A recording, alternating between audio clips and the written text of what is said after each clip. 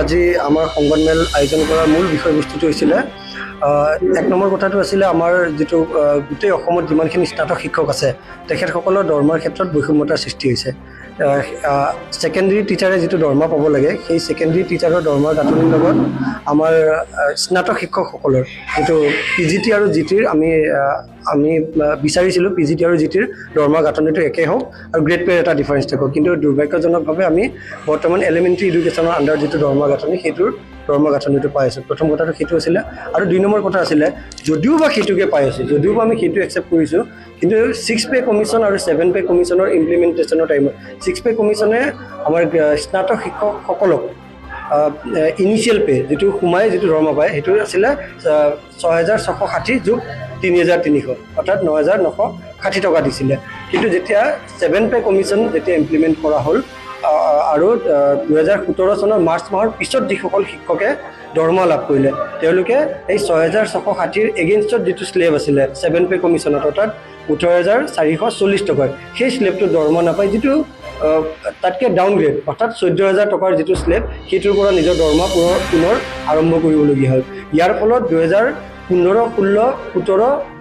18 এনেকৈ যদি 1 তাৰিখত 1 জানুৱাৰী 15 চনৰ 1 জানুৱাৰী 16 চনৰ 1 জানুৱাৰী 17 আৰু 1 জানুৱাৰী 18 এই টিচাৰসকলৰ মাজত যদি প্ৰত্যেক বছৰৰ দৰমহাৰ গেপটো চোৱা যায় তেতিয়াহ'লে 15 আৰু 16 টিচাৰৰ মাজত 1,800 টকা মানৰ ডিফাৰেঞ্চ থাকিব। কিন্তু 17 আৰু 18 বা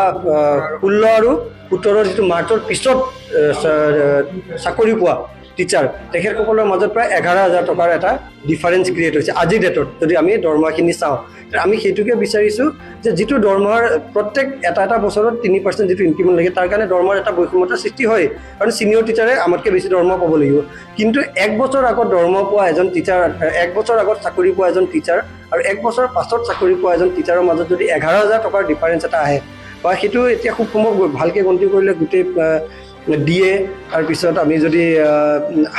হাউচ ৰেণ্ট গোটেইখিনি গন্তি কৰিলে 15,000 প্লাছ হয়। যদি দুজন টিচাৰৰ মাজত 15,000-16,000 টকাৰ ডিফাৰেঞ্চ 1 বছৰ আগে পিছে চাকৰি পোৱা একে কোৱালিফিকেশ্যন একে কাম হয়নে ছেইম পোষ্ট মাজত যদি 15,000-16,000 টকাৰ এটা দৰমহা ডিফাৰেঞ্চ এটা ক্ৰিয়েট হয় তেতিয়াহ'লে পিছত কমকৈ দৰমহা পোৱাজনৰ মনত নিশ্চয়কৈ দুখ লাগিব। আৰু বৰ্তমান আমি সেই ব্যৱস্থাটোৰে চাফাৰ কৰি আছোঁ আৰু সেয়ে আমি সংবাদমেলৰ যোগেদি আমি অনুৰোধ জনাইছোঁ যে যিসকলৰ ভুলৰ কাৰণে এই কামটো হ'ল তেখেতসকলে যাতে আমাক পুনৰ এটা অৰ্ডাৰ উলিয়াই এই কামটো শুধৰণি কৰি দিয়ক আৰু মাৰ্চ মাহৰ পৰাই যাতে আমি নতুন যিটো ফাইনেন্সিয়েল ইয়েৰ তাৰ পৰাই যাতে আমি নতুন হাৰত যিটো শুদ্ধ হাৰত আমি নিজৰ দৰমহাখিনি পাব পাৰোঁ সেয়ে অনুৰোধ জনাইছোঁ। হয়, বৰ্তমান আপোনালোকে গম পাইছে বৰ্তমান চৰকাৰখনে শিক্ষাৰ ক্ষেত্ৰত এক বিপ্লৱ আনিবলৈ সক্ষম হৈছে আৰু তেখেতসকল ৱেল এৱেৰ এই বস্তুটোক লৈ আৰু তেখেতসকলে আমাক আশ্বাস প্ৰদান কৰিছে যে তেখেতসকলে অনতিপলমে আমাৰ এই যিটো বৈষম্য আছে তাৰ বিষয়ে কথা পাতি তেওঁলোকে এইটো ছল্ভ কৰিবৰ কাৰণে চেষ্টা কৰিব। সেয়ে আমি আশাবাদী বৰ্তমান চৰকাৰখনৰ ওপৰত আমাৰ সম্পূৰ্ণ বিশ্বাস আছে তেখেতসকলে আমাৰ এই প্ৰব্লেমটো অনতিপলমে ছল্ভ কৰিব। ইতিমধ্যে আমাৰ সঞ্চালিকা বাইদেউ আমাক যথেষ্টখিনি সহায় কৰিছে আৰু তেখেতৰ আশ্বাসতে তেখেতৰ দায়িত্বতে এটা ফাইলো আমাৰ আগবঢ়াইছে। এলিমেণ্টাৰী আৰু আমাৰ ছেকেণ্ডাৰী আমি এলিমেণ্টাৰী লেভেলত পে'মেণ্ট পাই আছোঁ, কিন্তু বৰ্তমানৰ যিগৰাকী মুখ্যমন্ত্ৰী তেখেত সময়ত বিত্তমন্ত্ৰী আছিলে তেখেতৰ বিচক্ষণ বুদ্ধিৰ কাৰণে